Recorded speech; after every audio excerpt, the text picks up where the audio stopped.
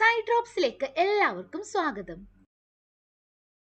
Class 8 CBSE science text ബുക്കിലെ first ചാപ്റ്ററാണ് നമ്മൾ ഇന്ന് പഠിക്കാൻ പോകുന്നത്.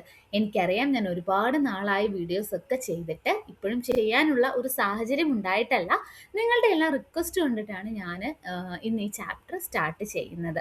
അപ്പോൾ എത്രത്തോളം ഇനി അടുത്ത ചാപ്റ്ററൊക്കെ ചെയ്യാൻ പറ്റുമെന്ന് എനിക്കറിയില്ല, എന്നാലും മാക്സിമം ശ്രമിക്കാവുന്നതാണ് കേട്ടോ.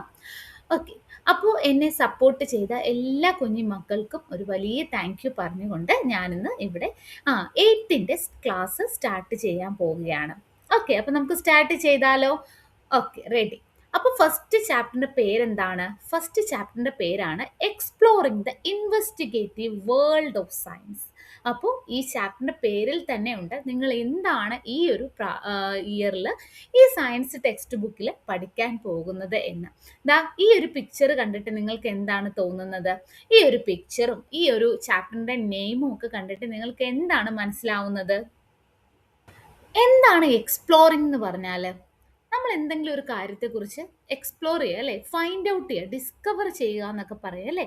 അങ്ങനെ എന്തെങ്കിലും ഒരു കാര്യത്തെക്കുറിച്ച് മനസ്സിലാക്കുന്നതിനാണ് നമ്മൾ എക്സ്പ്ലോർ ചെയ്യുക എന്ന് പറയുന്നത്. എന്താണ് ഇൻവെസ്റ്റിഗേറ്റീവ് എന്ന് ഉദ്ദേശിക്കുന്നത്?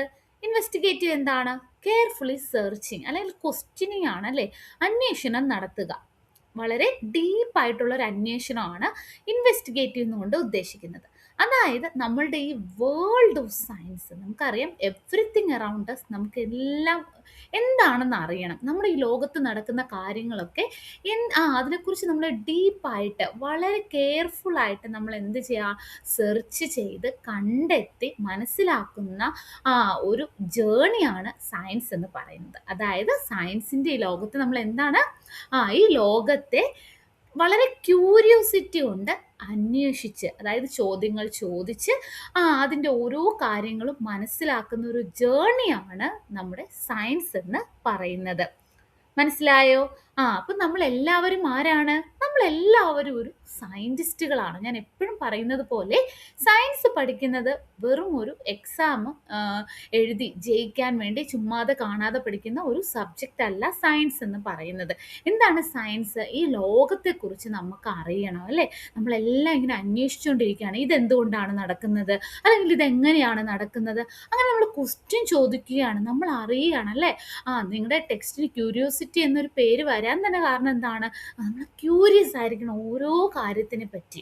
ഓക്കെ, അപ്പോൾ നിങ്ങൾക്ക് ഈ ചാപ്റ്ററിൻ്റെ പേര് മനസ്സിലായല്ലോ, എന്താണ്? Exploring the investigative world of science എന്ന്. അപ്പം നമ്മളെല്ലാ സയൻറ്റിസ്റ്റുകൾ അല്ലേ, നിങ്ങൾ എൻ്റെ കുഞ്ഞ് സയൻറ്റിസ്റ്റുകൾ എല്ലാവരും അപ്പോൾ ഈ ചാപ്റ്റർ അല്ല, ഈ ഒരു ടെക്സ്റ്റ് ബുക്ക് പഠിക്കാൻ നല്ല തയ്യാറായിട്ട് സന്തോഷത്തോടെ ഈ ഒരു ക്യൂരിയോസിറ്റിയോടെ പഠിക്കാൻ റെഡി ആയിട്ട് വേണം ഇരിക്കാനായിട്ട്. ഓക്കെ അല്ലേ? Dear young scientist, welcome back. On the first page of each chapter, you will find a set of questions. അപ്പോൾ ഓരോ ചാപ്റ്ററിൻ്റെ തുടക്കത്തിൽ നിങ്ങൾക്ക് എന്ത് കാണാൻ സാധിക്കും? സെറ്റ് ഓഫ് ക്വസ്റ്റ്യൻസ് കാണാൻ സാധിക്കും. ഈ ക്വസ്റ്റ്യൻസ് എക്സാമിന് വേണ്ടി ഉണ്ടാക്കിയിരിക്കുന്നതാണോ? ആണോ? അല്ല. They are a unique invitation to spark your curiosity to explore the world of science. അപ്പോൾ ഈ വേൾഡ് ഓഫ് സയൻസ് അല്ലേ എക്സ്പ്ലോർ ചെയ്യാൻ വേണ്ടി നിങ്ങളുടെ ഉള്ളിൽ ഒരു ക്യൂരിയോസിറ്റി ഉണർത്താൻ വേണ്ടിയിട്ടാണ് ഈ ക്വസ്റ്റ്യൻസ് ഒക്കെ ഉണ്ടാക്കിയിരിക്കുന്നത്. ഒരു എക്സാമ്പിൾ പറഞ്ഞാൽ, why is one side of puri is thinner than the other? ഒരു പൂരിയുടെ ഒരു വശം മറ്റേ വശത്തേക്കാൾ എന്തുകൊണ്ടാണ് കനം കുറഞ്ഞിരിക്കുന്നത്? നിങ്ങൾ ശ്രദ്ധിക്കാറുണ്ടോ? അതായത് ഇത്രയും ചെറിയ കാര്യങ്ങളിൽ പോലും എന്തുണ്ട്? സയൻസ് ഉണ്ട്. ഇപ്പൊ നമുക്ക് പറയാം അതിന്റെ ടെമ്പറേച്ചർ, നമ്മൾ എടുക്കുന്ന എണ്ണയുടെ ടെമ്പറേച്ചർ കൊണ്ടാണ്, അല്ലെങ്കിൽ നമ്മൾ എടുക്കുന്ന ആ ഒരു മിക്സ്ചറിന്റെ ഇതുകൊണ്ടാണ്, അല്ലെങ്കിൽ ആ പരത്തുന്ന ഒരു സൈസിന്റെ കൊണ്ടാണ് എന്നൊക്കെ നമുക്ക് പറയാൻ പറ്റില്ലേ? ഓക്കെ, അതുപോലെ തന്നെ are there more grains of sand on all beaches and desert of the world or more stars in our galaxy? ഇതൊക്കെ ക്വസ്റ്റ്യൻസ് ആണ്, നമ്മുടെ മൈൻഡിൽ വരുന്ന ക്വസ്റ്റ്യൻസ് ആണ്. അതുപോലെ നിങ്ങൾ ഇങ്ങനെ ചുറ്റുപാട് നോക്കുമ്പോൾ നിങ്ങൾക്ക് ഒരുപാട് ക്വസ്റ്റ്യൻസ് വരും അല്ലേ. അതായത് ലോകത്തിലെ ഇപ്പൊ ഇവിടെ എന്താ ചോദിച്ചിരിക്കുന്നത്? ലോകത്തിലെ എല്ലാ കടൽ തീരങ്ങളിലെയും മരുഭൂമികളിലെയും ഒക്കെ മണൽത്തരികളാണോ, അതോ നമ്മുടെ ഗാലക്സിയിലെ നക്ഷത്രങ്ങളാണോ കൂടുതൽ? നിങ്ങളൊന്ന് ചിന്തിച്ചു നോക്കൂ. ഇതുപോലെ പല പല പല ക്വസ്റ്റ്യൻസ് ആണ് നമുക്ക് നമ്മുടെ ഈ ലോകത്തെ നോക്കുമ്പോൾ കാണാൻ സാധിക്കുന്നത്. ഓക്കെ. അപ്പൊ ഇതൊക്കെ നമ്മൾ നോക്കി അത് എക്സ്പ്ലോർ ചെയ്യണം. അതാണ് നമ്മുടെ സയൻസ് എന്ന് പറയുന്നത്. അല്ലാതെ ഒരു എക്സാമിന് വേണ്ടിയുള്ള ഒരു പ്രിപ്പറേഷനോ, ഒരു ക്ലാസ്സിൽ നിന്ന് ജയിച്ച് അപ്പുറത്തെ ക്ലാസ്സിലേക്ക് പോകാനുള്ള ഒരു സബ്ജക്റ്റ് മാത്രമായിട്ട് ഇതിനെ കാണരുത്. മനസ്സിലായോ? Right from grade 6. നമ്മൾ ഗ്രേഡ് 6ൽ എന്തൊക്കെ പഠിച്ചിട്ടുണ്ട്? ഒരുപാട് കാര്യങ്ങൾ പഠിച്ചിട്ടുണ്ട്. We have observe the incredible diversity of plants and animals around us അല്ലേ? അതുപോലെ തന്നെ എന്താണ് different kind of shape of leaves തൊട്ട് നമ്മൾ എന്താണ് മെനി കൈൻഡ് ഓഫ് ഇൻസെക്ട്സ് വരെ നമ്മൾ പഠിച്ചിട്ടുണ്ട് അല്ലേ? അപ്പൊ നിങ്ങൾ ചിന്തിക്കാറുണ്ടോ, why has nature created such a vast variety? എന്തുകൊണ്ടാണ് ഇത്രയും വെറൈറ്റികൾ നമ്മുടെ നേച്ചർ ക്രിയേറ്റ് ചെയ്തിരിക്കുന്നതെന്ന് ചിന്തിക്കാറുണ്ടോ? ഇതുപോലുള്ള പല ക്വസ്റ്റ്യൻസും നിങ്ങളുടെ മനസ്സിനെ എന്താണോ വളരെയധികം ക്യൂരിയസ് ആക്കാറില്ലേ ഈ വേൾഡിനെ പറ്റി? നിങ്ങൾക്ക് ഇതെന്താണ് സംഭവിക്കുന്നതെന്ന്? അതാണ് നമ്മളെ എന്തിൽ പഠിക്കുന്നത്? സയൻസിൽ പഠിക്കുന്നത്. ഇതുപോലുള്ള ക്വസ്റ്റ്യൻസ് ഒക്കെ നിങ്ങൾക്ക് ഇവിടെ എഴുതാവുന്നതാണ്. ഇവർ കൊടുത്തിരിക്കുന്നത് എന്താണ്? ഇപ്പൊ പറയാം, ആകാശം എന്തുകൊണ്ടാണ് നീല നിറത്തിൽ കാണപ്പെടുന്നത്? മഴവില്ലിന് എന്താണ് ഇത്ര 7 കളറുള്ളത്? പക്ഷികൾക്ക് എങ്ങനെയാണ് പറക്കാൻ സാധിക്കുന്നത്? ഇതുപോലുള്ള ഒരുപാട് ക്വസ്റ്റ്യൻസ് നിങ്ങളുടെ മനസ്സിൽ വരാം അല്ലേ? ഓക്കെ. അപ്പൊ അതൊക്കെയാണ് നമ്മൾ സയൻസ് എന്ന നമ്മുടെ മനസ്സിൽ ഈ ക്വസ്റ്റ്യൻസ് ഒക്കെ എന്താണ് നമ്മുടെ മനസ്സിനെ ഒരു ക്യൂരിയസ് ആക്കുന്നു. ഇതൊക്കെ എന്താണ് ഇതാ സംഭവിക്കുന്നതെന്ന്. അതാണ് നമ്മുടെ സയൻസ് എന്ന് പറയുന്നത്. ഓക്കെ. അങ്ങനെ അവർ journey with curiosity into the world of science continues in grade 8. ഈ ഒരു ചാപ്റ്റർ ജസ്റ്റ് ഒരു ഇൻട്രൊഡക്ഷൻ ആണ് കേട്ടോ. ഈ ഒരു സയൻസ് ടെക്സ്റ്റ് ബുക്കിനെ കുറിച്ചുള്ള ഇൻട്രൊഡക്ഷൻ ആണ്. അവർ നിങ്ങളോട് ചോദിക്കുകയാണ്, we hope you bring along the spirit of adventures and exploration that has guided us so far. അതായത് നിങ്ങൾ ഇതുവരെ മുന്നോട്ട് നയിച്ചത് എന്തായിരുന്നു? അഡ്വഞ്ചറും എക്സ്പ്ലോറേഷനും ഒക്കെ അല്ലേ? അപ്പൊ ഇനിയും അത് എന്ത് ചെയ്യണം? തുടർന്നുകൊണ്ട് പോകണം എന്നാണ് പറയുന്നത്. അതുപോലെ നമ്മൾ ഗ്രേഡ് 6ൽ എന്താണ് നമ്മൾ പഠിച്ചത്? We discovered how science begins with wonder with simple why and how questions about the world around us. അതായത് എന്താണ് പറയുന്നത്? ഗ്രേഡ് 6ൽ സയൻസ് ആരംഭിക്കുന്നത് എങ്ങനെയാണ്? വണ്ടറിലൂടെയാണ് നമ്മൾ പഠിച്ചു. അതായത് വൈ, ഹൗ എന്നൊക്കെയുള്ള ചോദ്യത്തിലൂടെയാണ് നമ്മൾ സയൻസ് ആരംഭിക്കുന്നത്. അങ്ങനെയാണെങ്കിൽ ഇൻ ഗ്രേഡ് 7ൽ എങ്ങനെയാണ്? We learn that science is always evolving. എന്ന് വെച്ചാൽ ഗ്രേഡ് 7ൽ സയൻസ് നമ്മൾ പഠിക്കുമ്പോൾ ഇവോൾവിങ് ആണെന്ന് മനസ്സിലായി. അതായത് സയൻസ് പുതിയ പുതിയ കണ്ടെത്തലുകൾ എന്താണ് നിരന്തരം ഇങ്ങനെ നടക്കുവാണെന്ന് നമുക്കറിയാം. അതായത് ഒരു ചോദ്യത്തിന് ഉത്തരം കിട്ടുമ്പോൾ ഒരു പുതിയ ചോദ്യം ഉയർന്നു വരും. ഓക്കെ. കൂടുതൽ അന്വേഷിക്കുമ്പോൾ നമ്മുടെ അറിവും ആശയങ്ങളും എല്ലാം എന്താണ് ഒരുപാട് ഇംപ്രൂവ് ആവും, മെച്ചപ്പെടും. ഓക്കെ. ഇനി നമ്മൾ ഇൻ ഗ്രേഡ് 8ൽ വരുമ്പോൾ നമ്മൾ എന്താണ് പഠിക്കാൻ പോകുന്നത്? We take the next step, entering the investigative world of science ആണ്. അതായത് നമ്മൾ ഒരു ഇൻവെസ്റ്റിഗേറ്റീവ് എന്ന് പറഞ്ഞാൽ എന്താണ്? നമ്മൾ ആദ്യം തന്നെ പറഞ്ഞു അല്ലേ? നാം ചോദ്യങ്ങൾ ചോദിക്കുകയും അന്വേഷിക്കുകയും തെളിവുകൾ കണ്ടെത്തുകയും ചെയ്യുന്നു. We don't want you to just learn new facts. We want you to learn how to find new facts. കുട്ടികളെ പുതിയ ഫാക്ട്സ് പഠിപ്പിച്ചാൽ മാത്രം മതിയാവില്ല. പിന്നെന്താണ്? പുതിയ ഫാക്ട്സ് എങ്ങനെ കണ്ടെത്താം എന്നതും പഠിക്കേണ്ടതാണ്. മനസ്സിലായോ? Investigation in science means more than just looking at something and asking simple questions. സയൻസിൽ ഇൻവെസ്റ്റിഗേഷൻ എന്നത് ഒരു കാര്യം നോക്കി സാധാരണ ചോദ്യങ്ങൾ ചോദിക്കുന്നത് മാത്രമല്ല അല്ലേ? പകരം എന്താണ്? Now you can ask more focused questions and perhaps do simple experiment to answer those questions. ഇപ്പോൾ നിങ്ങൾക്ക് കൂടുതൽ ഫോക്കസ്ഡ് ക്വസ്റ്റ്യൻ ഒക്കെ ചോദിക്കാനും അവയ്ക്ക് ഉത്തരം കണ്ടെത്താനും സിമ്പിൾ എക്സ്പെരിമെന്റ് ചെയ്യാനും ഒക്കെ കഴിയും. Then use your observation to improve your understanding. അതിനുശേഷം നിങ്ങളുടെ ഒബ്സർവേഷൻസ് എന്താണ് ഉപയോഗിച്ച് കൂടുതൽ അറിവ് ഇംപ്രൂവ് ചെയ്യാൻ സാധിക്കും. Step by step we will learn how to observe carefully, experiment thoughtfully and explain clearly what we see. ഈ വർഷം നമ്മൾ എന്താണ് സ്റ്റെപ്പ് ബൈ സ്റ്റെപ്പ് ആയിട്ട് ഒബ്സർവ് ചെയ്യാനും എക്സ്പെരിമെന്റ് ചെയ്യാനും വ്യക്തമായി എക്സ്പ്ലെയിൻ ചെയ്യാനും പഠിക്കും. അങ്ങനെ നിങ്ങൾ വെറും ലേണേഴ്സ് മാത്രമല്ല, ഒരു ഇൻവെസ്റ്റിഗേറ്റേഴ്സും യങ് സയന്റിസ്റ്റും കൂടെ ആകും. ഓക്കെ. ഇത്തരം ഇതുപോലെയുള്ള questions puzzles may range from every day life, like why does dough rise, to bigger mysteries like the world getting warmer. ഇതുപോലുള്ള ഒരുപാട് ചോദ്യങ്ങൾ നമ്മുടെ ദൈനംദിന ജീവിതത്തിലുള്ള പല പല കാര്യങ്ങൾ, എന്തുകൊണ്ടാണ് മാവ് പൊങ്ങുന്നത്, ഭൂമി കൂടുതൽ ചൂടാവുന്നുണ്ടോ എന്നുള്ള വലിയ വലിയ ചോദ്യങ്ങളൊക്കെ നമ്മുടെ ഉള്ളിൽ വരും. അപ്പൊ നമ്മളെന്താണ് ഒരു ഒരു യഥാർത്ഥ ഒരു സയന്റിസ്റ്റിനെ പോലെ ചിന്തിച്ചു തുടങ്ങും. ഇതാണ് സയൻസ് എന്ന് പറയുന്നത്. അപ്പൊ നമുക്ക് ഈ ഒരു സയൻസിന്റെ യാത്ര നമുക്കിവിടെ തുടങ്ങാം. ഓക്കെ. ഇനി നമുക്ക് ഈ ടെക്സ്റ്റ് ബുക്ക് ഒന്ന് നോക്കാം. നമുക്ക് ഈ പേജസിലൂടെ ഒന്ന് നോക്കാം. അപ്പൊ നിങ്ങൾക്ക് കാണാൻ സാധിക്കും ടോപ്പ് കോർണർ ദാ ഇവിടെയായിട്ട് നിങ്ങൾക്കൊരു കൈറ്റ് അല്ലേ, ആകാശത്തേക്ക് പറക്കുന്ന ഒരു കൈറ്റിനെ നിങ്ങൾക്ക് കാണാൻ സാധിക്കും. അതുപോലെ തന്നെ ഈ സൈഡിലായി ലെഫ്റ്റ് സൈഡിലായിട്ട് നിങ്ങൾക്ക് എന്താണ് കാണുന്നത്? ഒരു റൂട്ടിന്റെ ആണ് പിക്ചർ കാണുന്നത് അല്ലേ? അപ്പൊ അതായത് ഈ സിംബൽസ് റൂട്ടും കൈറ്റും ഒക്കെ എന്താണ് നിങ്ങൾക്ക് മനസ്സിലാക്കാൻ സാധിക്കുന്നത്? അതെന്താണ്? It invite you to stay grounded in the real observation while allowing your ideas to soar towards a new horizon. അതായത് ഈ റൂട്ട് നമ്മെ എന്താണ് നമ്മുടെ യഥാർത്ഥ ഒരു ഒബ്സർവേഷനിലും ഫാക്റ്റിലും നമ്മൾ ഉറച്ചു നിൽക്കാനായിട്ട് നമ്മളെ പഠിപ്പിക്കുന്നു. അത് മാത്രമല്ല നമുക്കറിയാം അല്ലേ, നമ്മുടെ റൂട്ട് ശരിയായില്ലെങ്കിൽ നമ്മുടെ എന്താണ് മുന്നോട്ട് ഉള്ള എല്ലാ കാര്യങ്ങളും തന്നെ തകരും. നമുക്കൊരു ബേസ് വേണം അല്ലേ. അപ്പൊ അതിൽ നമ്മുടെ ആ ഒരു ഒബ്സർവേഷനിലും നമ്മുടെ ആ ഒരു ഫാക്റ്റിലും ഒക്കെ ഉറച്ചു നിൽക്കാൻ ആരാണ് സഹായിക്കുന്നത്? റൂട്ടിന്റെ ആ ഒരു പിക്ചർ അതിനു വേണ്ടിയാണ് ആ ഒരു സിമ്പിൾ കൊടുത്തിരിക്കുന്നത്. അതുപോലെ തന്നെ കൈറ്റ് അപ്പൊ എന്തായിരിക്കും? നമ്മുടെ ഇമാജിനേഷൻ, നമ്മുടെ ഐഡിയ ഒക്കെ എന്താണ് ഒരു പുതിയ ഉയരങ്ങളിലേക്ക്, ഒരുപാട് ഉയരങ്ങളിലേക്ക് കൊണ്ടുപോകാൻ വേണ്ടിയിട്ടുള്ള ആ ഒരു സിമ്പലാണ് നമ്മുടെ കൈറ്റ് എന്ന് പറയുന്നത്. അപ്പോൾ ഇതിൽ നിന്ന് എന്താണ് നമുക്ക് മനസ്സിലായത്? സയൻസിലെ ഇൻവെസ്റ്റിഗേഷൻ ഏറ്റവും നല്ല രീതിയിൽ നടക്കുന്ന രണ്ട് കാര്യങ്ങളെ ഒരുമിച്ച് വരുമ്പോഴാണ്. അതായത് ഒന്നെന്താണ്? കെയർഫുൾ ആയിട്ടുള്ള ഒബ്സർവേഷൻ ആണ് അല്ലെ, കെയർഫുൾ ആയിട്ടുള്ള ഒബ്സർവേഷൻ ആണ്. രണ്ടാമത്തത് എന്താണ്? നമ്മുടെ ക്രിയേറ്റീവ് തിങ്കിങ് ആണ്. ഫ്രീഡം ഓഫ് ക്രിയേറ്റീവ് തിങ്കിങ് ആണ്. ഇതിന്റെ തമ്മിലുള്ള ഒരു ബാലൻസ് ആണ് നമ്മൾ എന്താന്ന് പറയുന്നത്? നമ്മുടെ ആ ഒരു സയൻസ് എന്ന് പറയുന്നത്. നമ്മൾ കണ്ട കാര്യങ്ങളെല്ലാം ശ്രദ്ധാപൂർവം നമ്മൾ നിരീക്ഷിക്കുന്നു, അതിനെക്കുറിച്ച് പുതിയ പുതിയ ആശയങ്ങൾ എന്താണ് ചിന്തിക്കുകയും നമുക്ക് വേണം. അപ്പോൾ you will also notice some patterns in the lines at the bottom of the pages. ഇതുപോലെ തന്നെ നിങ്ങൾ കണ്ടുള്ള ഇവിടെ കുറച്ച് പാറ്റേൺസ് കിടപ്പുണ്ട്. അതെന്തിനായിരിക്കും സൂചിപ്പിക്കുന്നത്?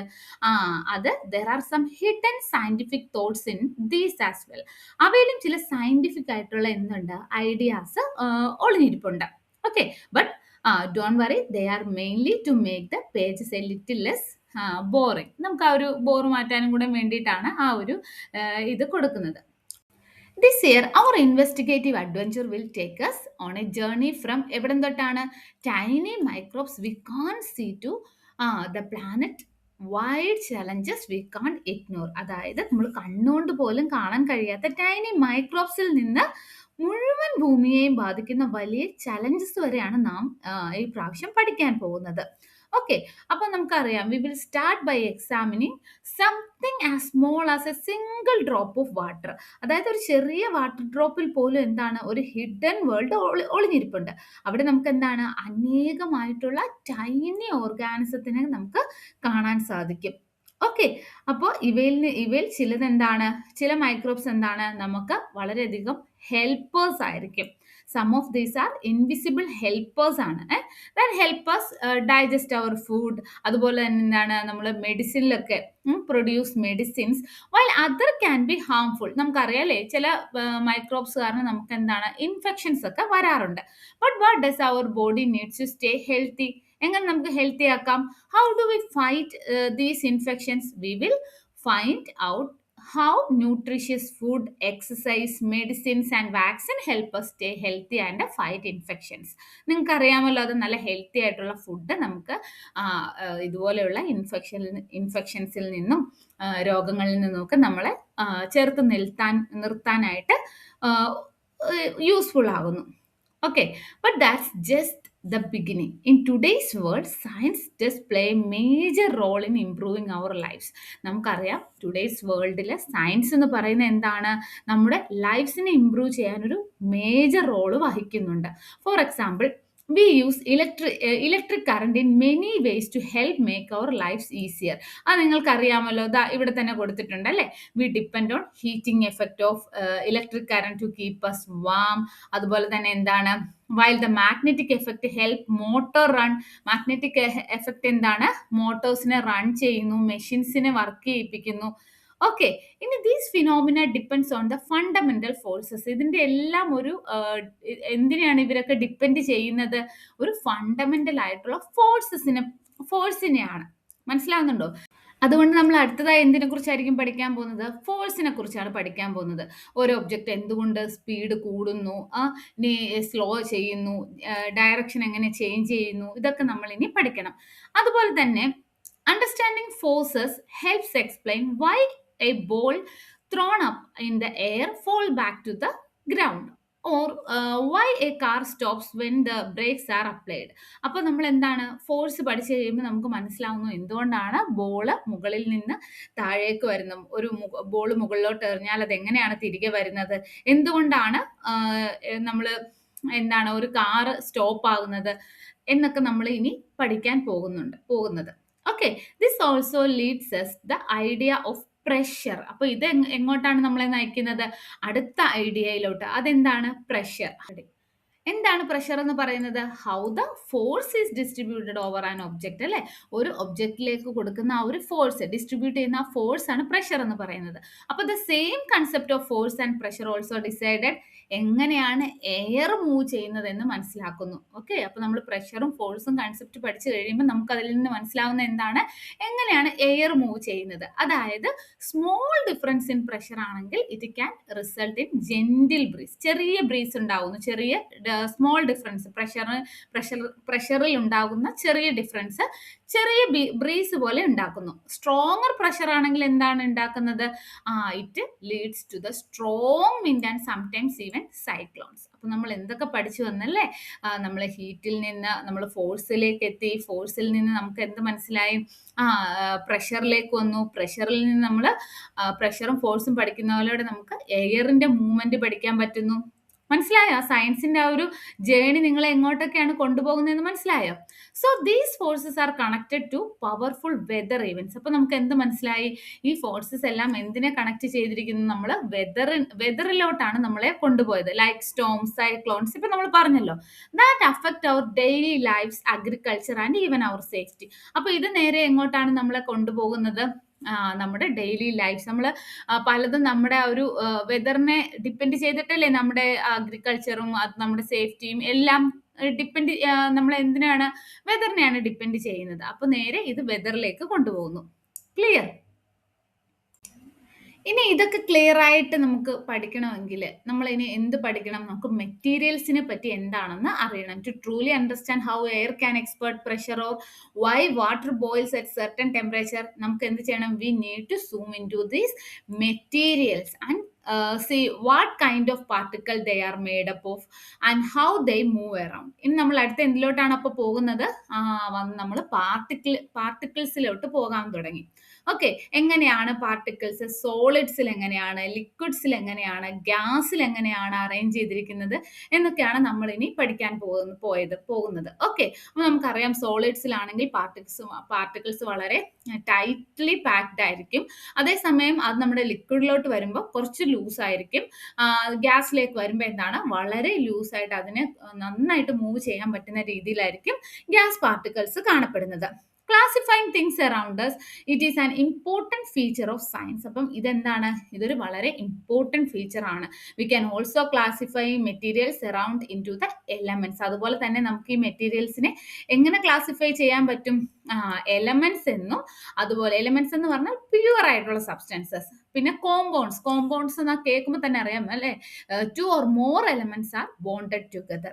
അതാണ് നമ്മൾ കോമ്പൗണ്ട്സ് എന്ന് പറയുന്നത്. പിന്നെ ഇനി എന്താണ്? നമ്മൾ വേറൊരു കാര്യം കൂടെ പഠിച്ചിട്ടുണ്ട്. എന്താണ്? മിക്സ്ചേഴ്സ് എന്ന് പഠിച്ചിട്ടുണ്ട്. അതായത് combination that can be separated physically. നമുക്ക് ഫിസിക്കലായിട്ട് സെപ്പറേറ്റ് ചെയ്യാൻ പറ്റുന്ന കോമ്പിനേഷൻസിനെയാണ് നമ്മൾ മിക്സ്ചർ എന്ന് വിളിക്കുന്നത്. ക്ലിയർ? അപ്പൊ എവിടം വരെ വന്നു നോക്കിക്കേ. Once we know how particles combine or mix, we can then understand the solution. ഇനി നമ്മളെടുത്ത ഇതൊക്കെ പഠിച്ചു കഴിയുമ്പോൾ നമുക്ക് എന്ത് മനസ്സിലാവും? ഇതൊക്കെ മിക്സ് ചെയ്ത് നമുക്ക് എങ്ങനെ സൊല്യൂഷൻ ഉണ്ടാക്കാൻ പറ്റുമെന്ന് നമുക്ക് മനസ്സിലാവും. For example, how sugar dissolved in tea to make it sweet. Clear? അപ്പോൾ from the world of particles and mixture we then move into the world of light. ഇനി നമ്മൾ എങ്ങോട്ടാണ് മൂവ് ചെയ്യുന്നത്?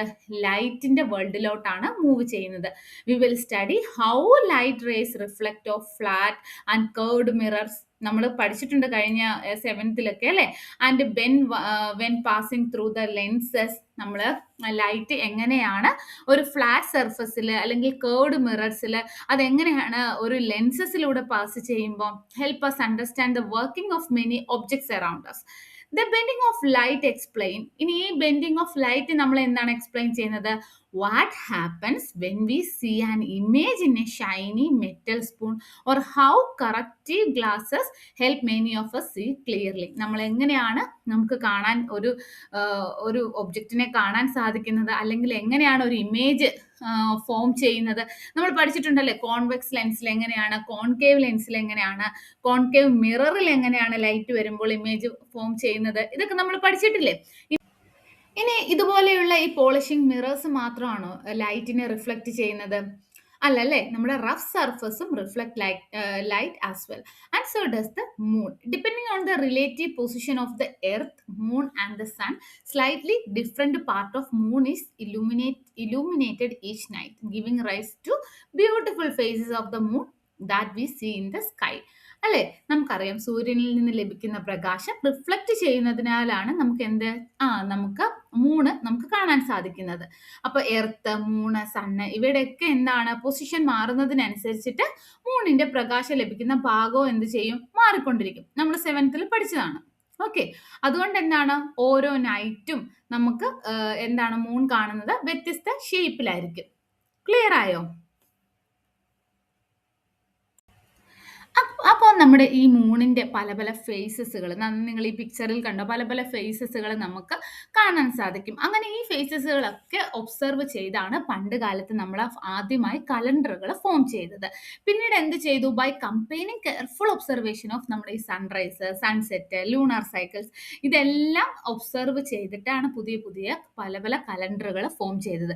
ഇപ്പൊ നമ്മൾ കാണുന്ന ഈ കലണ്ടറുകളൊക്കെ ഇതൊക്കെ ഡിപ്പെൻഡ് ചെയ്തിട്ടാണ്, ഇതുപോലുള്ള ഒബ്സർവേഷൻസുകളുടെ ഫലമായിട്ട് നമുക്ക് കിട്ടിയതാണ്. അങ്ങനെ നമ്മൾ മാസങ്ങളും വർഷങ്ങളും ഒക്കെ നമുക്ക് അറിയാൻ സാധിക്കുന്നുണ്ട് അല്ലേ.